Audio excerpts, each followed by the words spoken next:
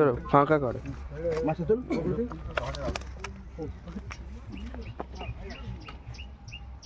ভাত ছিল মাছটা সমেত